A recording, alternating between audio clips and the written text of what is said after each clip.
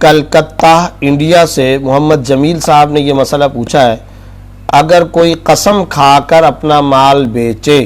اور اس مال میں خرابی نکل آئے تو کیا ایسے میں شرعاً وہ گناہگار ہوگا یا نہیں؟ اس سلسلے میں سب سے پہلے تو یہ سمجھ لیں کہ تجارت اور بزنس کے اندر، خرید و فروخت کے اندر قسمیں کھانا یہ کوئی مناسب شیوا نہیں ہے، یہ صحیح طرز عمل نہیں ہے۔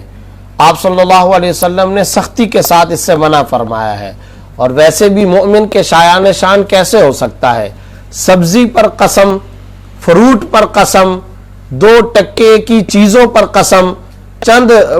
فائدے کے لیے اور مختصر سے فائدے کے عوض میں قسمیں کھانا اور قسم کو رواج دینا اور بات بات پر قسمیں کھانا، یہ ظاہر ہے شرعی طور پر کوئی پسندیدہ طرز عمل نہیں ہو سکتا، بالکل نامناسب طرز عمل ہے۔ ایک حدیث ہے اور یہ حدیث صحیح مسلم کے اندر موجود ہے، حضرت ابو قتادہ رضی اللہ تعالیٰ عنہ سے مروی ہے، ایاکم وکثرۃ الحلف فی البیع،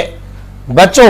زیادہ قسمیں کھانے سے خرید و فروخت اور بیع و شراء کے اندر، یعنی سیل اینڈ پرچیز کے اندر، خرید و فروخت کے اندر زیادہ قسمیں کھانے سے بچو۔ اور جو اگلا جملہ ہے وہ بڑا عجیب ہے، اور وہ جملہ ہم سب کو لوحے دل پر لکھ لینا چاہیے۔ اور ہم سمجھتے ہیں نا کہ ظاہری طور پر اس چیز میں ہم کو فائدہ نظر آ رہا ہے، وہ دکھاوے کا فائدہ ہو سکتا ہے، سرسری فائدہ ہو سکتا ہے، ظاہری نظر آنے والا فائدہ ہو سکتا ہے، لیکن ٹھہراؤ نہیں ہے، استحکام نہیں ہے، بقا و دوام نہیں ہوتا اس فائدے کو، کبھی بھی اس کو دوام حاصل نہیں ہوتا۔ چنانچہ اسی صحیح مسلم کی اس حدیث کے اندر آپ صلی اللہ علیہ وسلم نے اگلا جملہ یہ ارشاد فرمایا، فَإِنَّهُ يُنَفِّقُ ثُمَّ يَمْحَقُ، رواہ مسلم، کہ اگر کوئی تاجر اس طریقے سے قسمیں کھاتا ہے تو شروع میں تو قسم کھانے سے دراصل وہ اپنی تجارت کو رواج دیتا ہے، لیکن بالآخر آخری رزلٹ یہ نکلتا ہے ثم یمحق، اللہ رب العزت اس تجارت کو مٹا ڈالتے ہیں، اس فائدے کو اللہ تعالیٰ ختم کر دیتے ہیں، وہ ہوا میں اڑ جاتا ہے فائدہ۔ تو ایک بات تو، ایک نقطہ تو ہمیں ذہن کے اندر رکھنا چاہیے، اور وہ نقطہ یہ کہ ہمیں تجارت کے اندر، بیع و شراء کے اندر، خرید و فروخت کے معاملات کے اندر قسمیں نہیں کھانی چاہیے، یہ خلاف شریعت ہے، ناپسندیدہ عمل ہے، بالکل نامناسب ہے، ایک مسلمان تاجر کے شایان شان نہیں ہو سکتا۔ اس کے علاوہ ایک اور مسئلہ ہے، وہ مسئلہ بھی ذہن کے اندر رکھ لیں کہ یہ جو قسم کھا رہا ہے اس کی سچویشن کیا ہے، اندر اس مبیع یعنی سیل پرچیز کی جانے والی اس چیز کی حقیقی کنڈیشن کیا ہے۔ اگر تو کوئی عیب ہے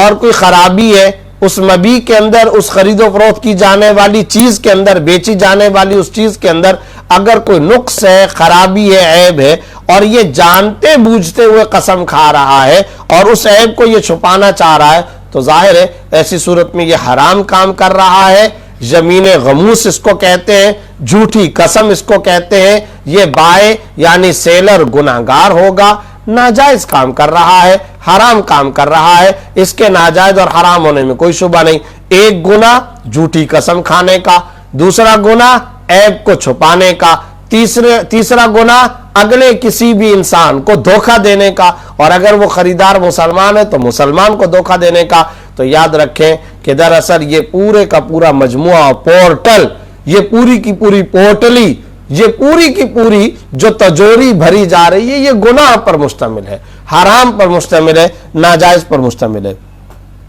اور اگر اس نے یہ خیال کرتے ہوئے قسم کھائی کہ وہ سچ بول رہا ہے اور وہ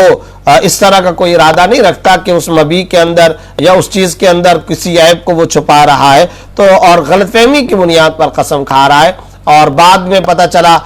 کہ اس کے اندر وہ عیب موجود تھا یا خرابی موجود تھی، تو ظاہر ہے کہ ایسی صورت میں گناہ تو نہیں ہوگا، لیکن میں پہلے عرض کر چکا ہوں کہ ایسی صورت کے اندر مومن کے اور مسلمان کے شایان شان نہیں ہے کہ وہ قسمیں کھائے۔ ساتھ ہی یہ نقطہ بھی ذہن کے اندر رکھے، اگر اس طریقے سے کسی چیز کو اس نے بیچا اور اس میں بعد میں خریدار کو کوئی عیب ظاہر ہو گیا تو شرعی طور پر اس کو خیار عیب ملتا ہے۔ خیار عیب کا مطلب کیا ہے؟ عیب کی وجہ سے آپشن ملتا ہے پرچیزر کو کہ وہ باقاعدہ اس چیز کو واپس کرنا چاہے تو واپس کر سکتا ہے، اور وہ مطالبہ کر سکتا ہے کہ میں یہ چیز واپس کر رہا ہوں، مجھے میرا پیسہ جو میں نے پرائس پے کی تھی، جو قیمت میں نے ادا کی تھی، وہ مجھے واپس کر دو۔ اگر یہ عیب خریدار سے اس وقت خریدار کے سامنے آیا کہ یہ بیچنے والے کی طرف سے یہ عیب آیا، تو ایسی صورت میں اگر خریدار کو خریدتے وقت پتہ نہیں تھا تو اس کو یہ آپشن بھی شرعی طور پر مل جاتا ہے۔